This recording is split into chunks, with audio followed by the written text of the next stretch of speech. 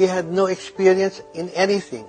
He has no experience in school, and no experience in management, he has no experience in politics. Yung Ilocos Norte, it's still a fourth-class province. And they've been there already for how long? 60 years? And it's still a fourth-class province? Now, there's something to be said for that, right? I mean, you know, if 60 years nakaupo na sila sa Ilocos, dapat first-class province na yan, di ba?